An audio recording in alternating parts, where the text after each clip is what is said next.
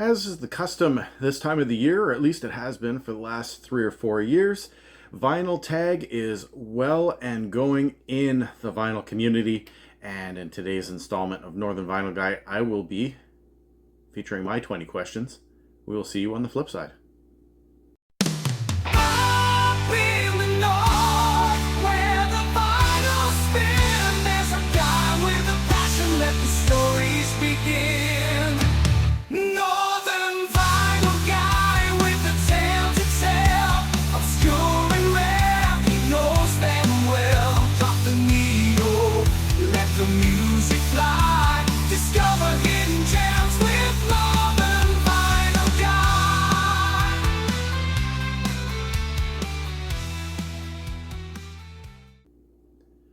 Hello everyone, Daryl the Northern Vinyl Guy, and I am here, as I mentioned, to participate in this year's 2025 vinyl tag. It was brought forth by the, what's his name? I can never remember his name here. Pretty Green Vinyl Guy. I will leave a link to his channel down in the section below. In previous years, it has been run by Rob Walker out of the UK. And so basically all this is a series of 20 questions, just random questions about your vinyl collection, kind of gets you thinking about what's in your collection. It's a great way to start your channel. In fact, I am approaching 1 year in the VC come January. And my very first video that I did was the Vinyl Tag 2024. So yeah, if you haven't seen Vinyl Tag before, I'm actually way behind on this one. I think there's at least 80 videos already done this year for the official 2025 Vinyl Tag. Check them out. And yeah, without further ado, here we go with these questions. So I have mine written down here in my little trusty book, my little notepad. So question number 1 says, what was your best purchase of 2024, either new or old, doesn't matter. And I would say probably without a doubt, myself and a few others, at least from Canada, champion this particular singer, and I'm going to go with Amanda Marshall and Tuesday's Child. This is her second album. The first one was released a few years before this. It was a self-titled album. This one is, 1998, and it features, she's a Canadian singer, more in like the pop rock, rock kind of music. Believe in You, Love Lift Me, those were the big singles on this. There's another one. I don't want to open this particular one. It is a double album. But if you haven't checked out Amanda Marshall, definitely do so. Great singer. And yeah, this was released this year. I believe it was the 25th anniversary of it. Anyway, my math might be a little off. So yeah, question number 1, best purchase of 2024, definitely Amanda Marshall and Tuesday's Child. Question number 2, 50 years later, what was the best album of 1974? Well, once again, I'm going to go with some Canadian content here, as I am out of Canada. And my favorite musician out of the province of Quebec, I've noted him before, but that is Gino Vanelli. And this is the album Powerful People. To me, the best song on here is definitely People Gotta Move. Some people might consider this album a little bit yacht rockish. Out of Quebec, here's some good old rock music. Gino Vanelli.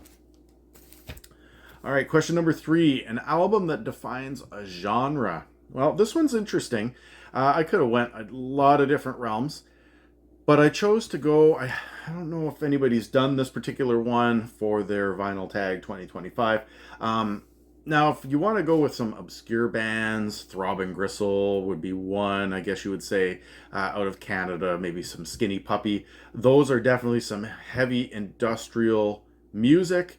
In fact, Throbbing Gristle is considered the granddaddy of them all, the originators back in the late 70s, early 80s, but it's weird, obscure, industrial.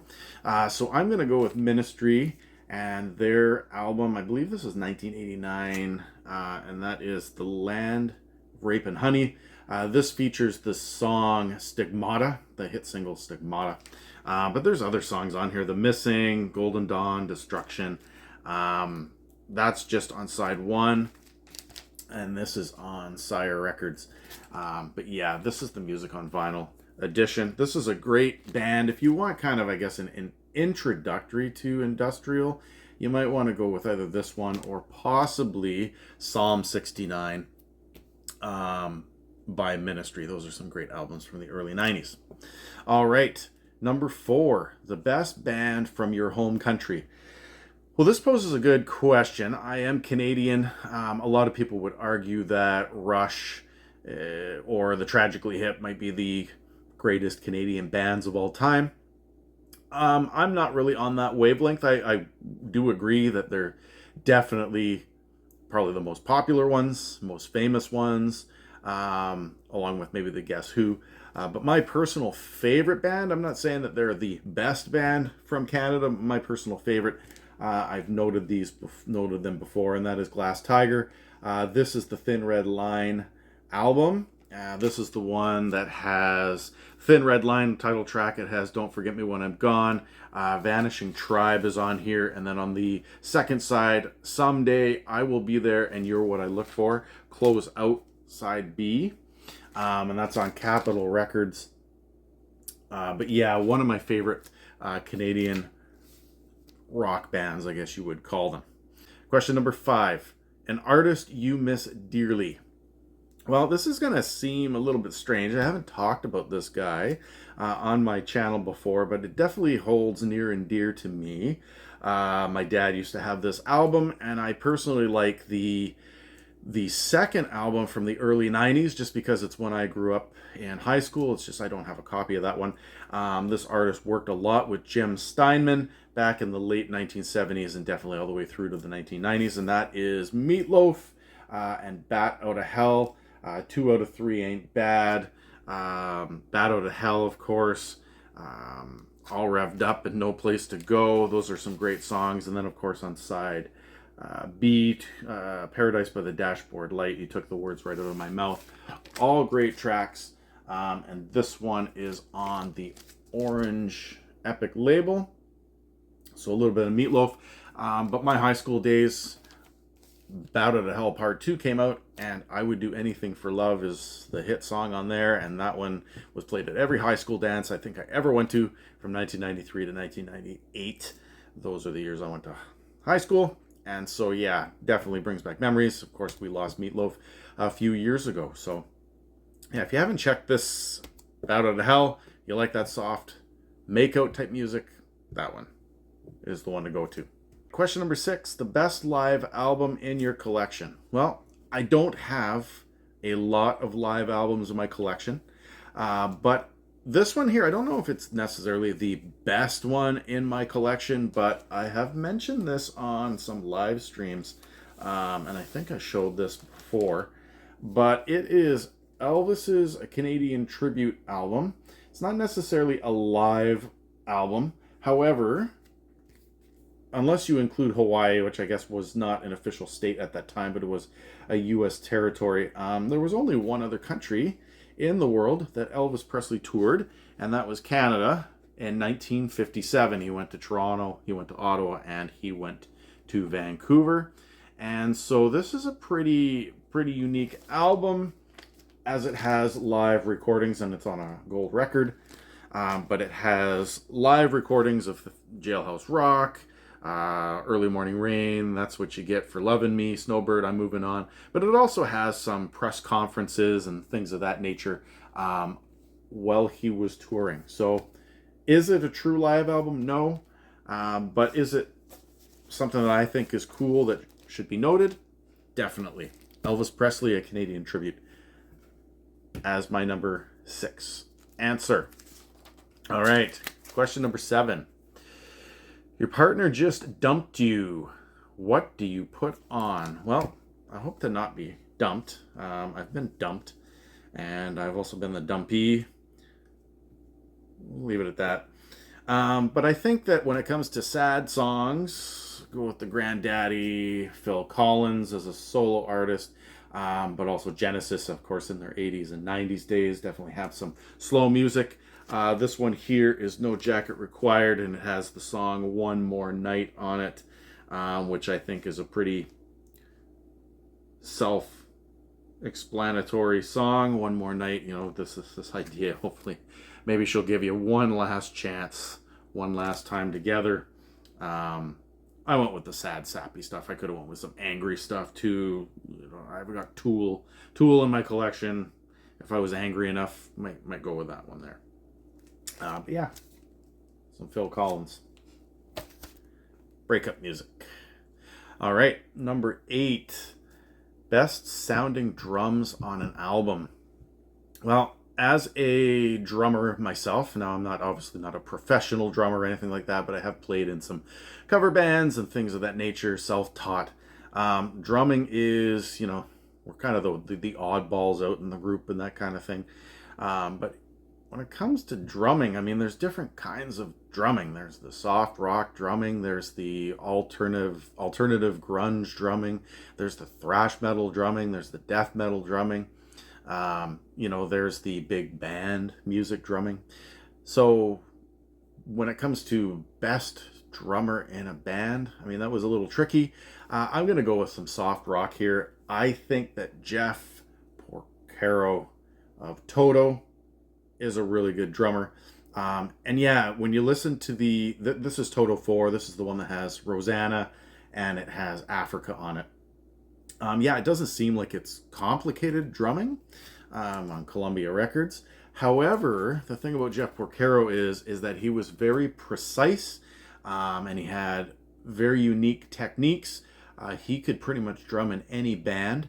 Yeah, not usually double bass or any of those complicated techniques. However, some of the changes that he does in some of his songs, especially in Rosanna and in Africa, you know, the way that you think you hear it on the recording and the way that it actually is drummed are two different things. If you'd like to see, I mean, Jeff Porcaro has passed away, but if you'd like to see some transcripts on how to drum to some Toto music, though, check out the YouTube channel Drumeo, and they've had some drummers come on there and explaining how his drums are played. And so check it out.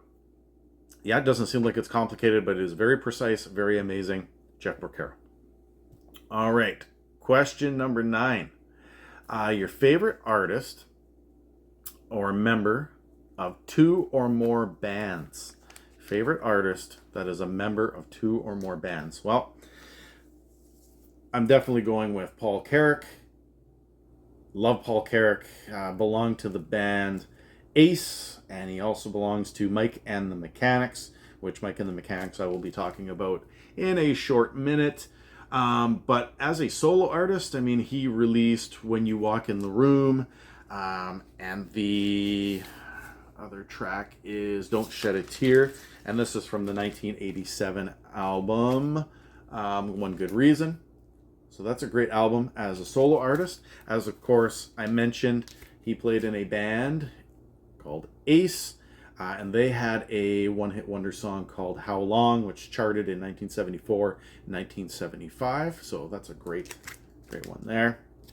And of course, if you are familiar with Mike and the Mechanics, you will know this one. This one has Silent Running on it. This one has All I Need Is a Miracle.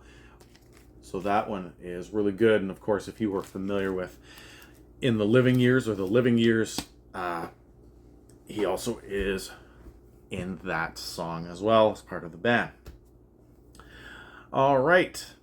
Question number 10. Beatles or Stones?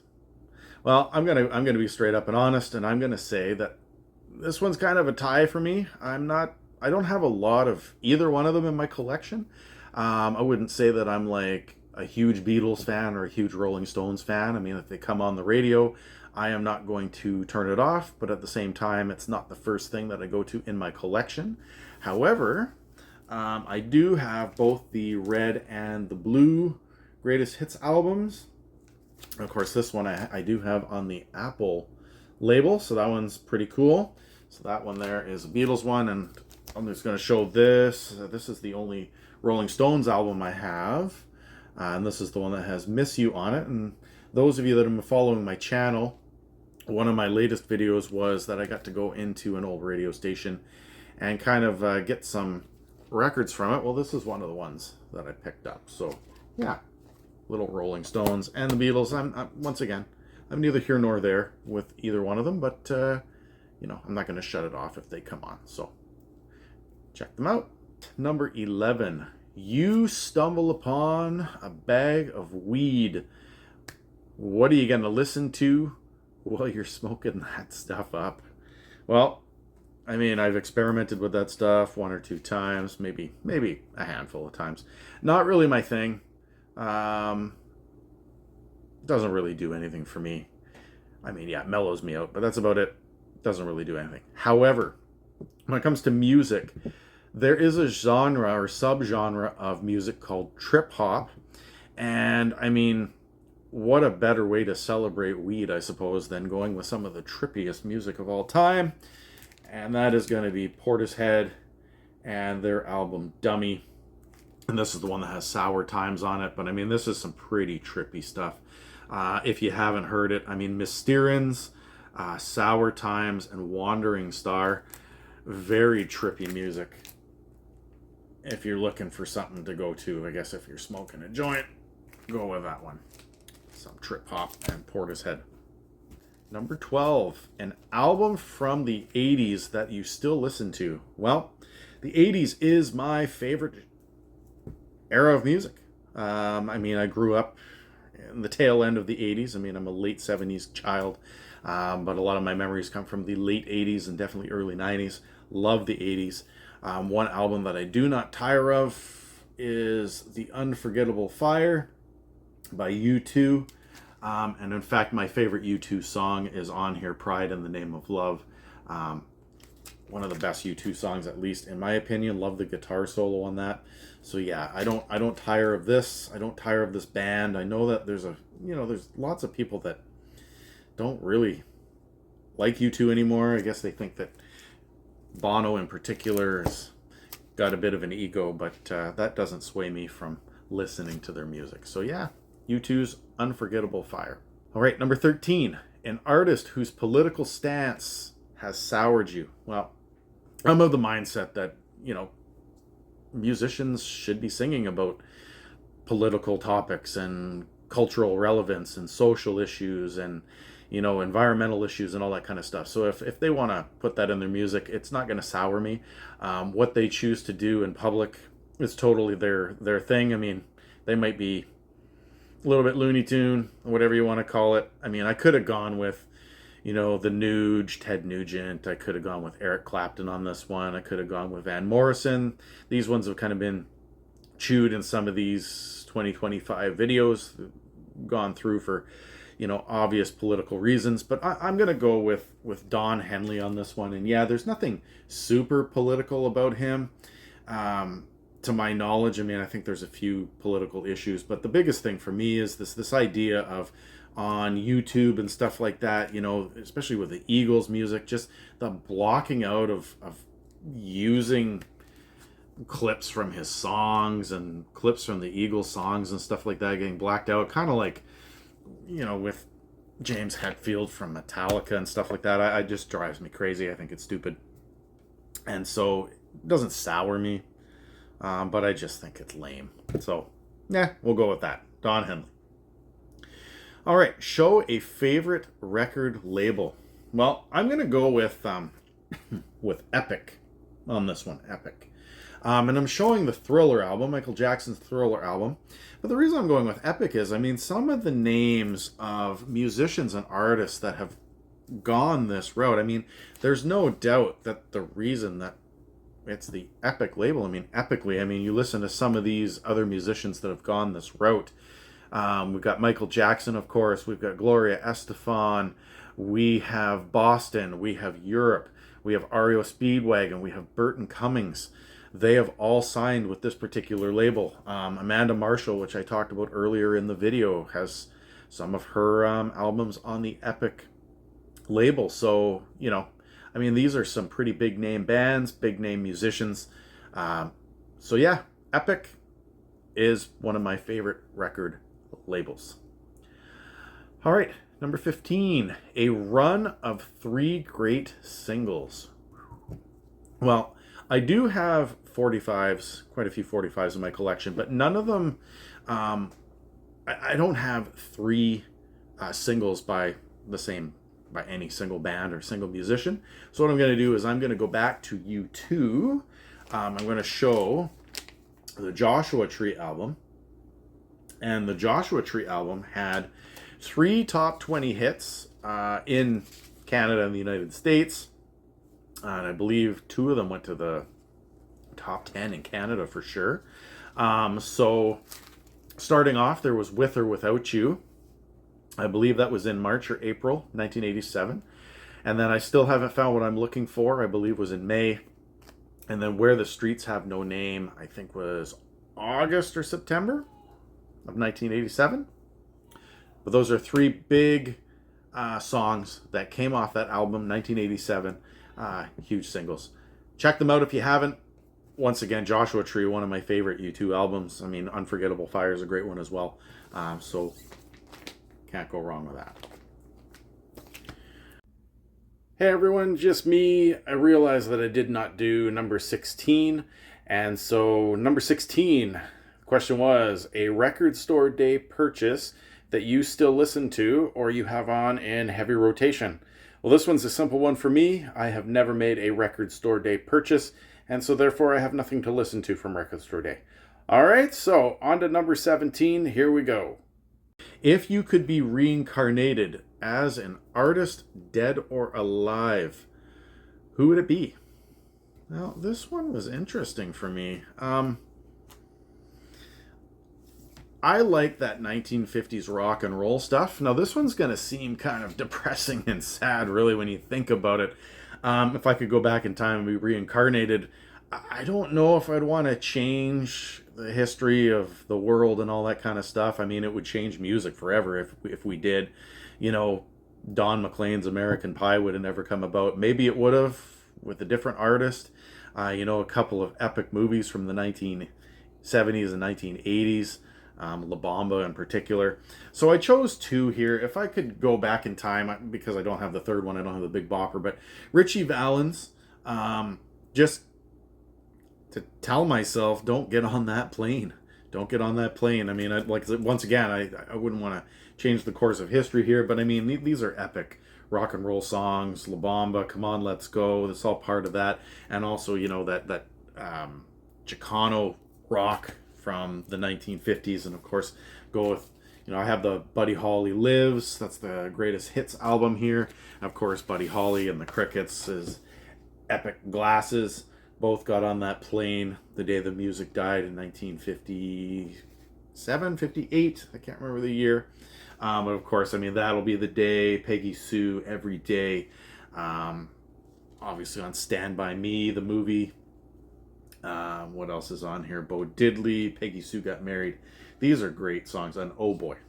Oh Boy is a great song. So I would love to go back to that time period, writing music like that, starting off for the next generation, fighting off the masses who didn't like rock and roll music by any means at that time. Awesome stuff there.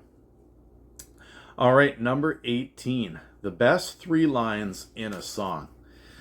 Whew, this one is powerful. Now, I mentioned earlier Paul Carrack and Mike and the Mechanics. One of my favorite songs by Mike and the Mechanics is The Living Years. I mean, it's a sad, depressing song, and I think that the opening lines from the song are super powerful. With the death of my own father in 2016, this song has resonated, I suppose, with me more than ever.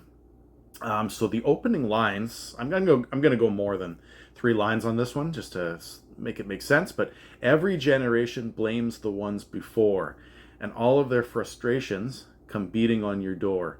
I know that I'm a prisoner to all my father held so dear. I know that I'm a hostage to all his hopes and fears. I just wish I could have told him in the living years. I mean, my dad was a working man when I was a kid. We were raised in a good home. He never showed it, but I know that my dad, definitely worried about us kids and the what was going on. I used to argue with my dad about music all the time, but I think that that's what it is. Every generation, I blamed we always blame our parents for things that happen. And my kids blame me for things that are happening and all of that kind of stuff. But usually you don't realize that until it's almost too late. And I think that that is the whole goal of that song. So I don't want to ramble on too much more about that, but it is a great, great song. The Living Years, Mike and the Mechanics. Number 19, an album you never tire of. Number 19, an album you never tire of. Well, I'm going to go with another purchase that I made in 2024. This is a 25th year anniversary. This was released in 2021. That is Donna Lewis's Now in a Minute. And if you are familiar with Donna Lewis, what do you know? Another gold album here. But if you're familiar with Donna Lewis, this is the one that has I Love You Always Forever. But this whole album is stellar from start to finish. She is a Welsh singer. Without Love, it starts off with Mother, then I Love You Always Forever, Nothing Ever Changes, and then Simone, that is side 1. Amazing tracks. And then number 1, 2, and 3 on side 2, Love and Affection, Agenais, Fool's Paradise, great songs. And then Lights of Love, or Lights of Life, Silent World, and I Love You Always Forever, the Philly remix. That's probably the only song that I don't like on it is the remix. Not a huge fan of that particular remix, but there you go, some Donna Lewis. And Now in a Minute. Great songs. Check it out. And that brings us to the final question for this year's 2025 Vinyl Tag video. And that is share your favorite VC channel. And there's just too many for me to share here. I've met so many different VC channels. I wouldn't want to leave anybody out. I've been invited to, Rob from Northern Revolutions. I've been invited to his Wednesday night shows live. Met lots of VC members there. It's a wonderful community. So thank you to all of those that have supported my channel. And if you are new to the VC and you stuck through my video to this point, and you'd like to subscribe to my channel, definitely do so. I will definitely return the favor and sub your channel. I love listening to all channels in the VC. So what I'm going to do one that doesn't necessarily deal with vinyl records and things of that nature, but definitely talks about music and has some amazing opinions. You may or may not agree with him. And that is Rick Beato. If you haven't checked out Rick Beato's channel, definitely do so. I mean, he does top 10 and 20, song lists and things of that nature. He has his own program, learning how to play guitar and things like that. If you're into playing guitar, he has an entire course and sessions and stuff like that you can purchase. So yeah, check him out. I will link him in the section below there. And so yeah, once again, if you are new to the VC and this is something that you are interested in trying out, I'm not not a large channel, but I mean in just under a year, I've got 150 subs of my own. It all started with the Vinyl Tag 2024, and just love coming up with new ideas, new videos, new top 10s, all that kind of stuff, and the discussions and the conversations and the comment sections. Love the VC. So looking forward to another year. And with that, I'm going to roll out, and we will see you on the next one. Thank you for sticking around. Let me know your thoughts on my 20 questions. Have a good one.